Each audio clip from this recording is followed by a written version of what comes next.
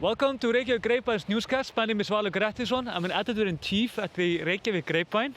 We're here in Reykjavík actually. This is, I have no idea where I am. I think it's called Gufunes, but nee, this is not Gufunes. Anyways, just cut it out. But as you can see, there is our only army ship. This is of course not army, this is the Coast Guard. It's a pretty nice ship there. Before we start, I want to tell you, of course, about this. The oldest chocolate licorice kind of a candy in Iceland. We're, for some reason, crazy for licorice. It's connected with how few candies were allowed, actually, legal in Iceland for the longest time. Icelanders like to ban things for the longest time until they realize that it makes absolute no sense. Also, remember our membership. There are always new people coming in, and we love it. It's really nice community around this. And also, podcast. There was a new podcast that came out today. You can find it. It's called The Icelandic Roundup. You can find it on Spotify and wherever you listen to podcasts, I think. But this is a grim day. Also, the news are quite grim today, but we're still gonna go through it. And I actually brought with me, and this is one of these few days, the weather has been horrible past days. I brought with me my ski goggles, actually. And there was a good reason when I did so. But the weather is a little bit better now. So, let's go on for the news.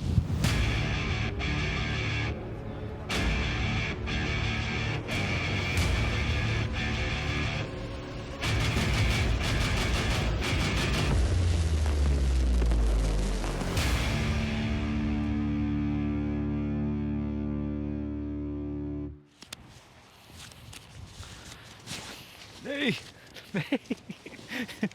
Ah, nee. Nee. There I have it. Jesus. Okay. The top news today is quite grim, like I said. I mean, it's more or less just plague and war. That's the feeling right now. The thing is that there was a small child that died in Akureyri, the hospital there. The child was, we don't know exactly how old it was. It was under 5 years old, and they think it was COVID. Deaths because of COVID has been on the rise. We have gone quite rapidly up. We have no restrictions, of course, today. The reason is that so many are vaccinated. Well over 60% have had the booster also, and yeah, the COVID doesn't feel bad, but we're having very rapid deaths basically going on, and this is of course absolutely horrible. This child is like.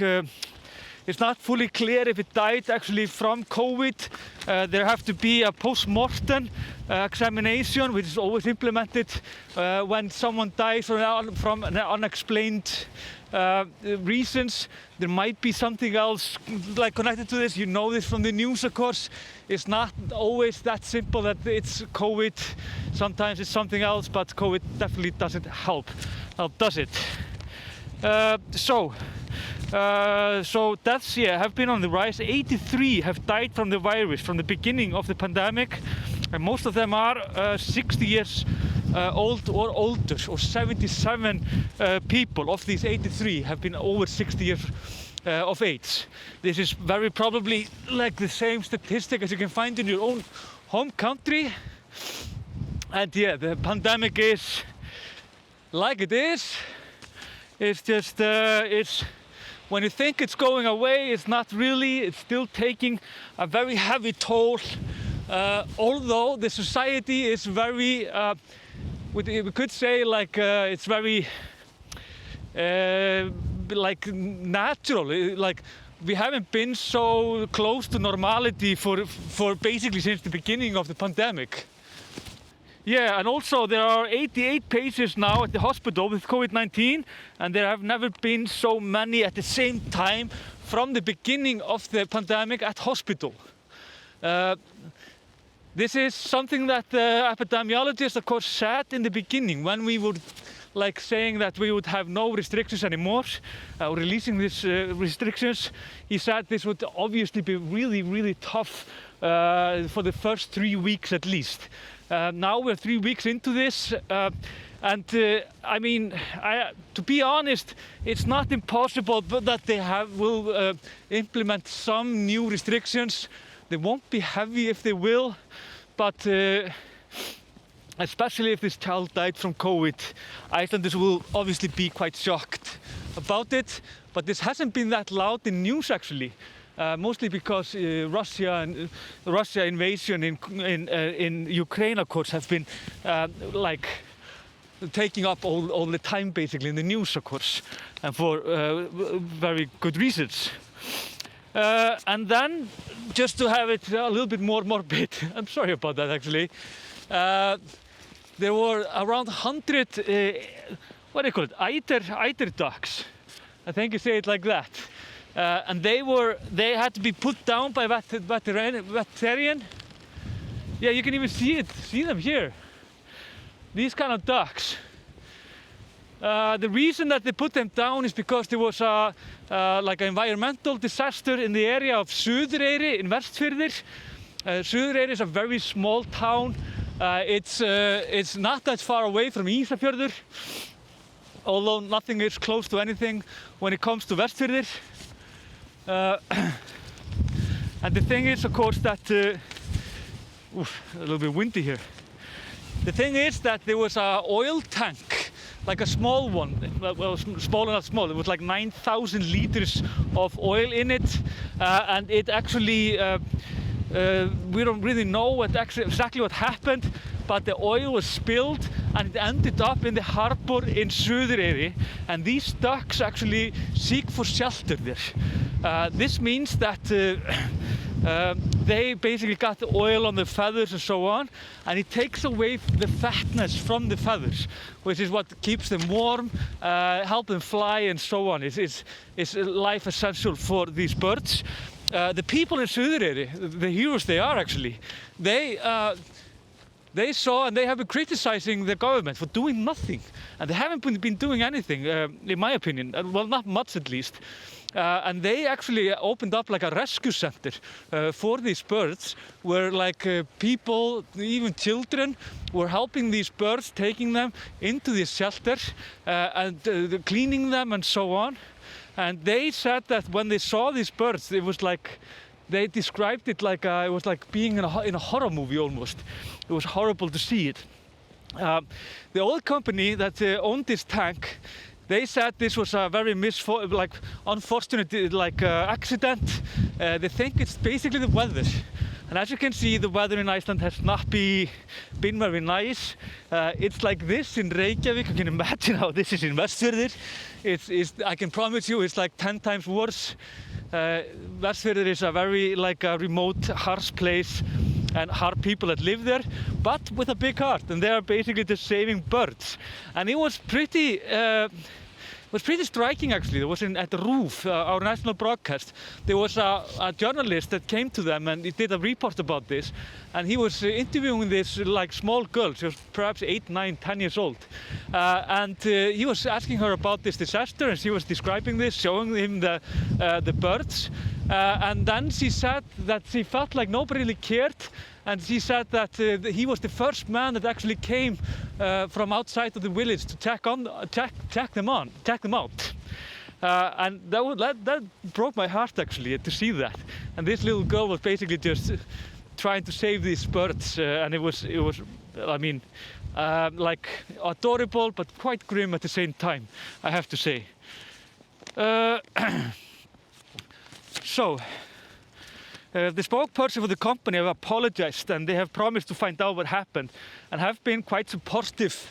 They say, at least the spokesperson say, that they have been supportive about this, and we hope that they will amend this in the correct way. but there might be more ducks that will be killed. Here we can perhaps see them even better here.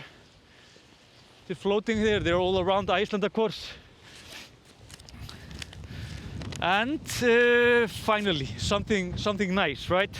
Eurovision. You know that. You know about that, right? Icelanders are quite, I wouldn't say obsessed, but we really like Eurovision for deep cultural reasons. Basically, I was actually telling my co-workers about this. Like when I was a kid growing up, there wasn't really anything to do in Iceland other than just watch TV. And the TV was basically, it started at 6 o'clock in the evening, and it was basically just news, and it was done around 10 or 11. So there were never anything in TV at all.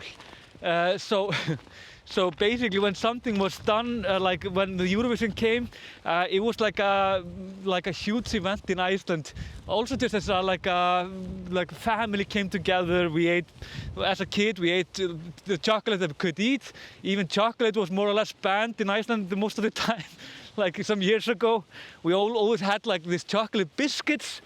And we still actually eat this. This is like why the candy in Iceland is a little bit weirder than other candies. And you of course can, in our shop you can see all of these candies. We have like 60 kinds actually in the shop, all Icelandic. The new ones are brilliant of course, but it wasn't always like that. But what I was going to tell you about Eurovision of course is that there was a wonderful song that actually won.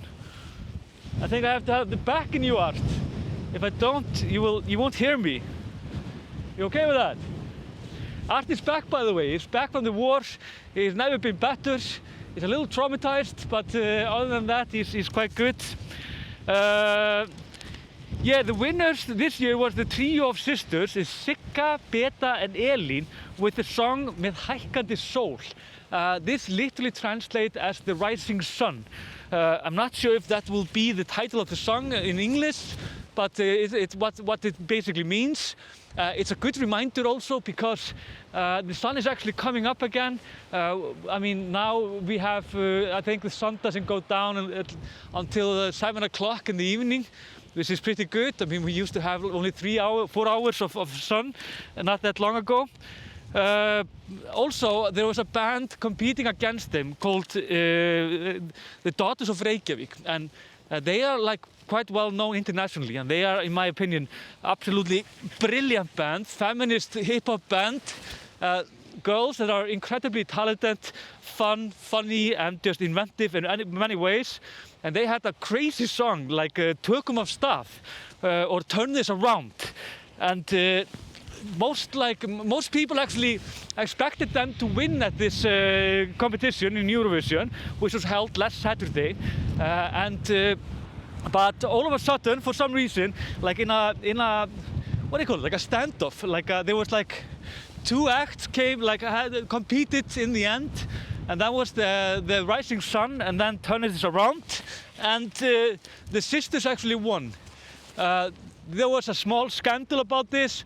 Some people were saying that this was like anti-feminism, but it wasn't really. But this is like the other song is very like there are like 3 women singing it. A woman that is gay also that actually wrote it, and she is a very well-known like Icelandic musician, very respected in her field. And this song is just, I mean, it's just a different song, different kind of song, and perhaps like more for mature people. I don't know. I don't know how this will fare in the competition when it comes to it, but we can be pretty like.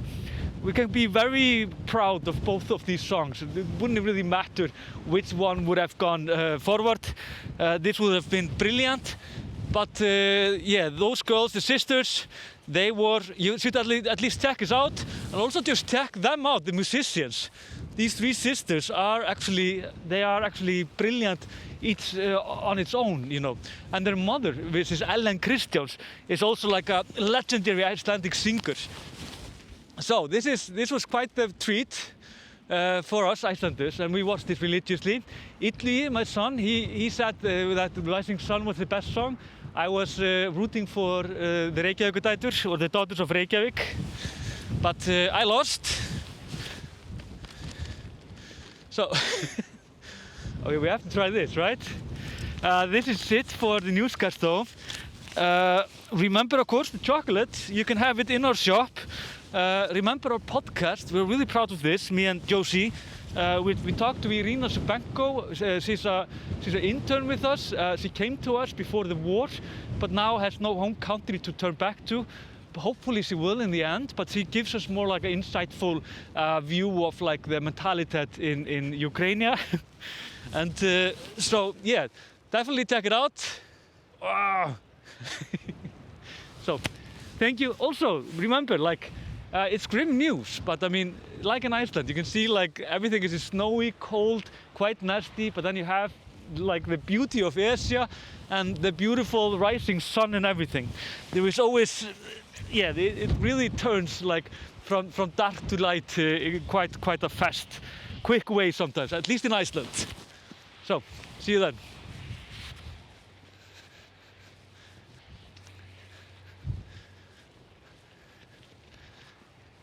Voor de vatnið?